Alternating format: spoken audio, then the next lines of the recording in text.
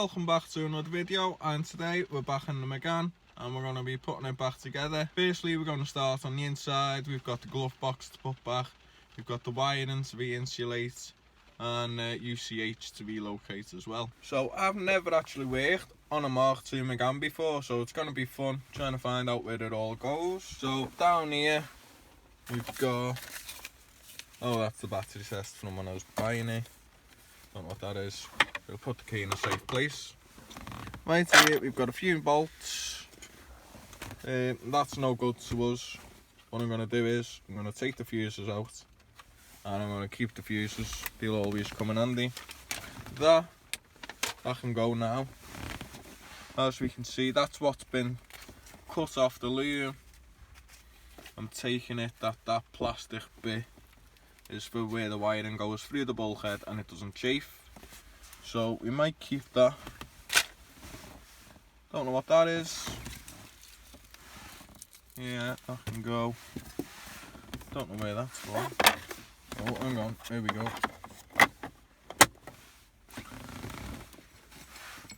That's most likely off the battery. Nothing exciting in there. So all that, put that there with that. And I think that's it really.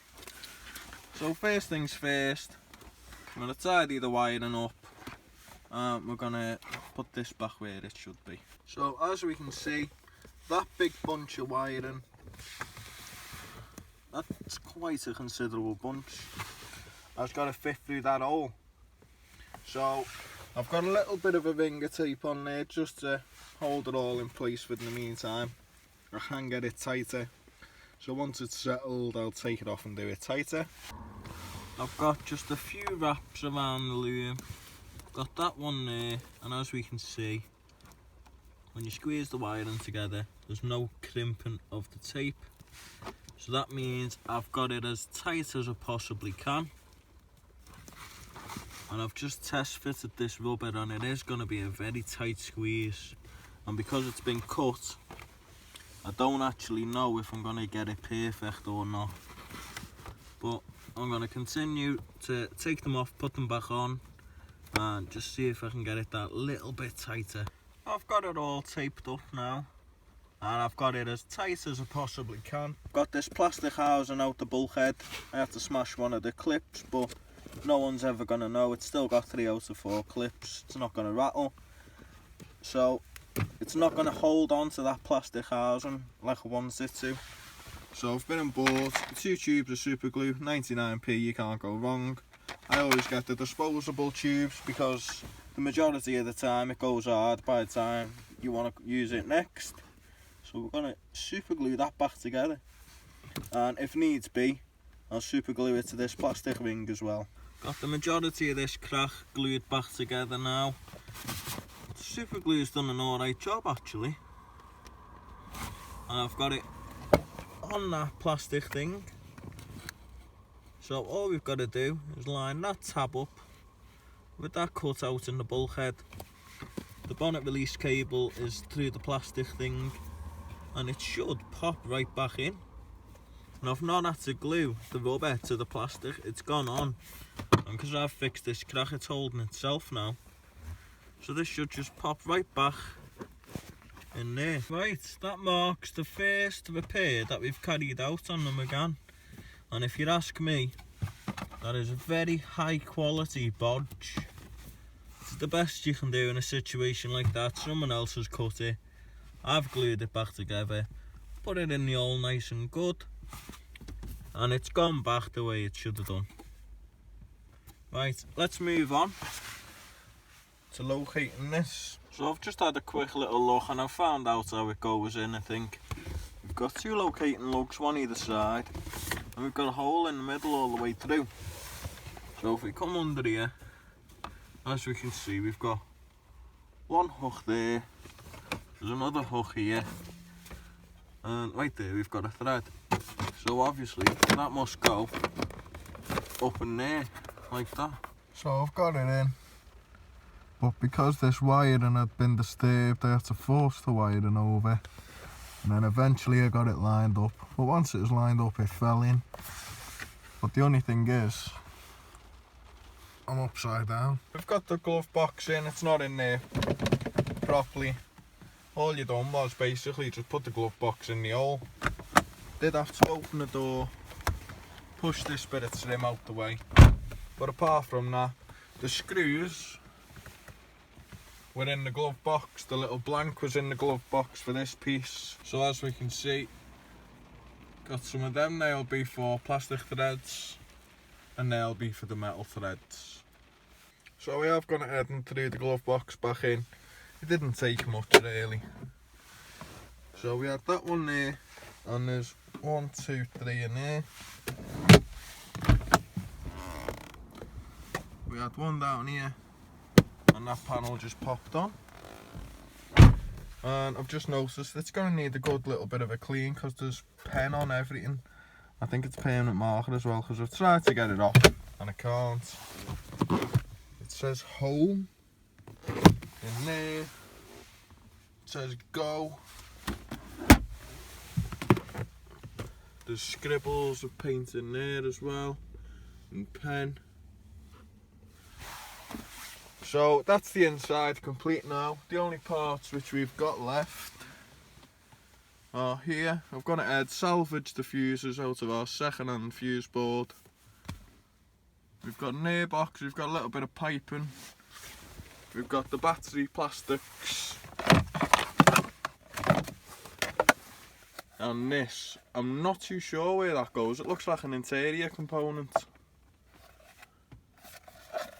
So if I've not got that on in the end of the video, if anyone knows where it's from, give me a shout and let me know. But judging by the state of it, it's nice and clean. Doesn't look really weathered. So I'm going to say that's from the inside. So this is what we're dealing with under the engine bay. I had to remove that drain to get that plastic bung out for the wiring loom. I might end up pulling that out completely. So we've got to tidy up all of this. When I was testing the ECU, I did pull black plastic protectors off. So they're up there, they need to be re-cable tied. We need to find a home for our fuse box. That's the culprit. So it's quite a mess at the minute. I'm going to go ahead, strip all this back because the tape has just been pulled out of there. I think the best thing to do first is take what's left of the battery box out.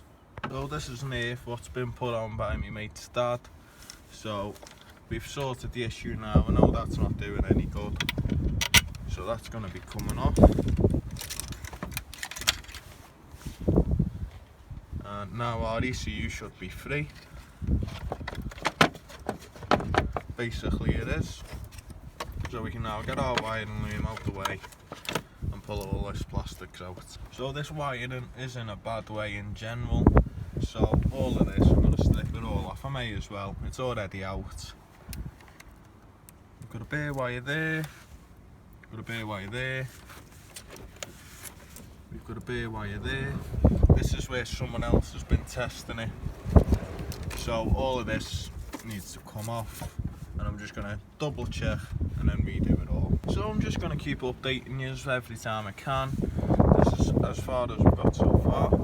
With stuff like this is a factory crimp. So as you can see, we've got one pin coming out of here and it's been crimped. So with this being in and out and it's been swapped a good few times, so I've just removed the tape and I've checked that they're a good connection, give them a little pull. So all I can do with that is re-isolate that. At the minute more stuff's coming off than there is going on. So the only one I've wrapped is this one. I've took the split corrugated pipe off, taped all that up, mainly just so I can get down there and that bit's organised. We've got 2 ECU plugs there, the other one is knocking about somewhere. So what I'm doing is pulling each individual plug out, wrapping a few inches down, and then as we can see that main loom will be taped up to about here, and then things start to split off then.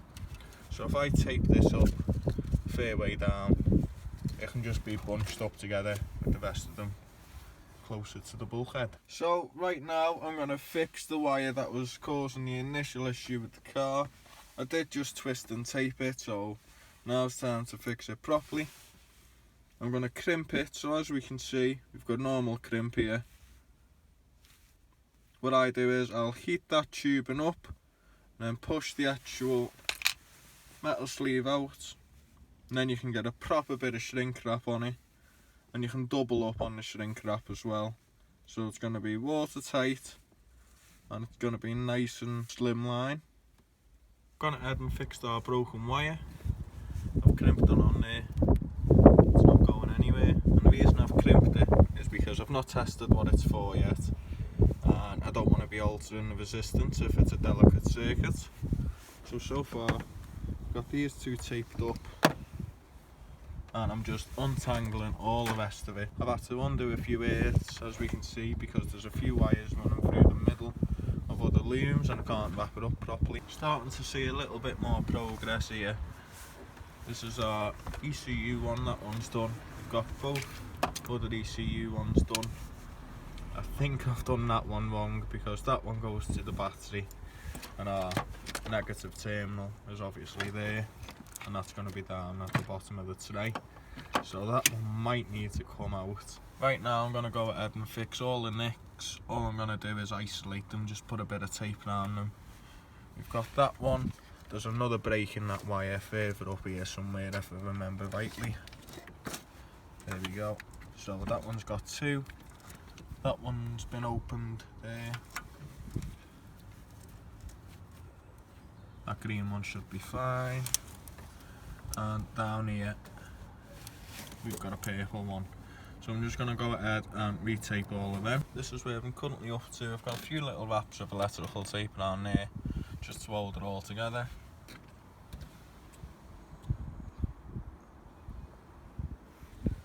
Got the bottom of our fuse box in. Our next task is to wrap our red leads for our fuses and the rest of our loom up to the bulkhead.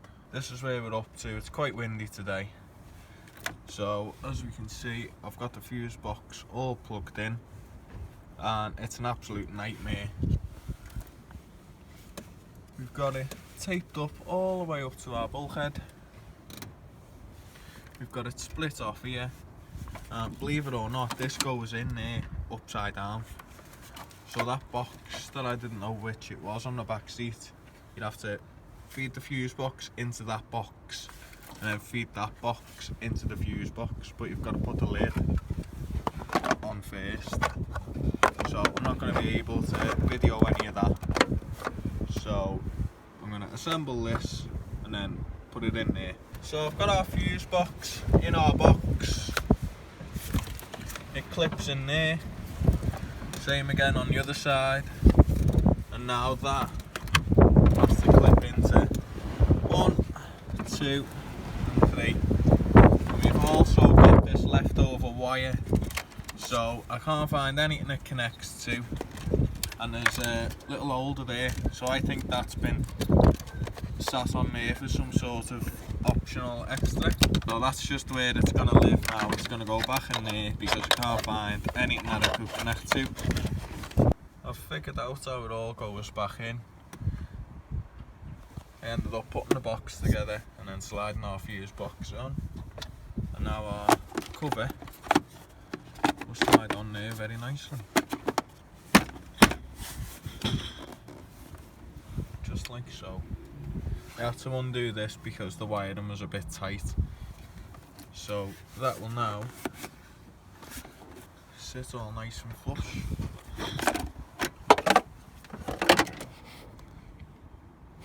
We've got a little bit of this padded tape on the wires, as we can see. Just gives it a little bit of give. So we've got padded tape there, we've got padded tape on this loom, and we've got padded tape as it comes from here, as you can see, all the way up until about here, just in case there's any vibration and rubbing. We've got our covers on our ECU plugs, cable tied onto the loom, And as we can see, I've had to strip it. But it would have had to have been stripped anyway for this earth, but I think I might have got away with just putting a slice in the tape and pulling it out. So where I needed it. And our repair, I must have cut about a centimetre or two out. And 2 centimetres is proven just too much. And I can't get the wire to tee off into the battery tray and still have enough slack to plug into the ECU. So our orange wire has got to be extended just by literally 2 centimetres. As we can see, I've done our little repair. I've put an extension in, probably about from here to here. As we can see, it's all crimped up. So I taped it up, got all the slack out the wire, brought it down to here, done in the same again. Taped it up, got all the slack out, and then just put a little extension in. And now we can rewrap this earth properly, we can rewrap the rest of the loom, and now we can go back to the way it was originally. And I also teed this off an inch further down the loom, so that now goes in our battery tray as it should. Near enough up to where we were originally. Fuse boxes all together. As we can see, we've already all seen that. Iron loom's in. Just tried to get our drain in, couldn't get it in, so it's going to have to go in through the top. Now I'm going to put our battery box in and rearrange the wiring to suit the battery box. This is where we're up to at the minute. It's come along quite nice. Got our split conduit back on this part of the loom. Got our positive and our negative battery cables on the loom for the ECU, so that's all in one. Our ECU is all plumbed up. Our earth is now where it should be, so that will now come up and over onto our terminal for the battery. It's very tidy. There's not going to be much rubbing because I've set it out exactly how I want it, and the places where it is a bit tight I've put that padded tape. I've drilled a few drain holes as well because the battery box didn't have any drain holes. So that's the wiring all finished with. We've got a few of these, I think there's about 4 or 5 of these. You just wrap them onto the loom, and as you can see, that'll fit in that hole there. But I'm going to leave the loom as it is. I'm going to give it a few days to settle down, and then once it's bedded in a little bit, that's then. And I'll tape these into the loom. Moving on to the airbox and everything else. Just look at how dirty that is in there.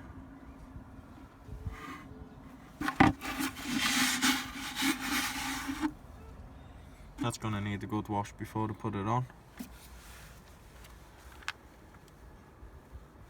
The air filter's not bad, but just loads of road grime and silt in there, and you can see where it has been wet and it's run down.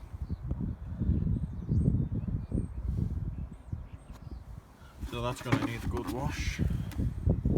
So I'm just dry fitting this before I put it together properly, and I've cleaned the air filter. And you can see my predicament really. That goes on there obviously. Lines up with that.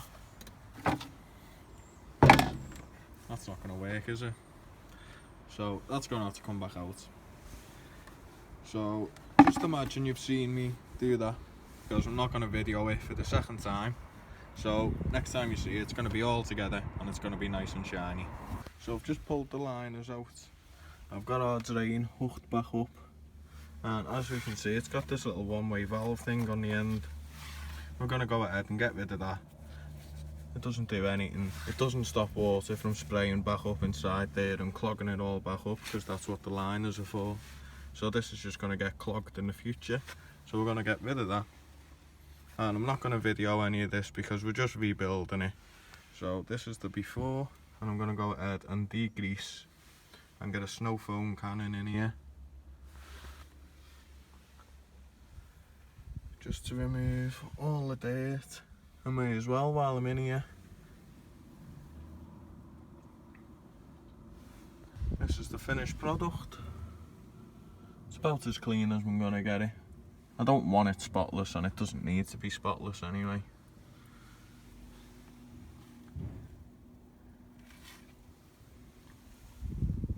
It's come out quite nice really.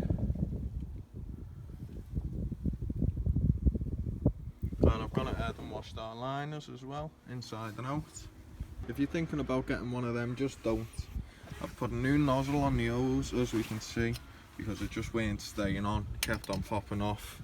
It has to be tilted upside down on an angle for it to actually produce some foam, and the foam's crap. So don't even bother buying one of them. Save yourself the money and save the embarrassment. And up here we've got a little bit of a split boot. But as we can see, there's no sort of oil leak in there, that's just water. I'm just putting the airbox back in now, and I just thought I'd share this. Have you ever seen anything like that before? Because I know I haven't.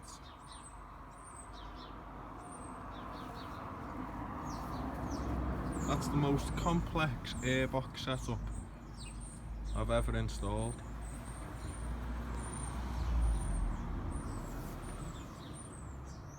So the engine bay is back together. Well, it was, but I've took it apart. I'm already in the middle of making another video. Little sneak peek. So our airbox went in. That was a real pain. The inside is all together. And it does run, but you'll have to take my word for it because there's no ECU on it. So our final things to do on the rebuild, put this cap on.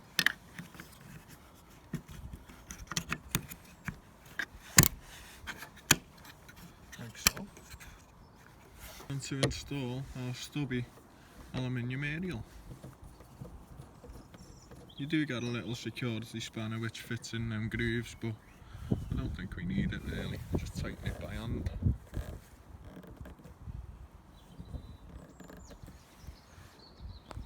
Lovely. Now the Megane is all back together. It's all back in one piece. It's running. And I hope you've enjoyed the video. If you did, leave a like, leave a comment, and don't forget to subscribe so you can catch me in the next one. Thanks for watching.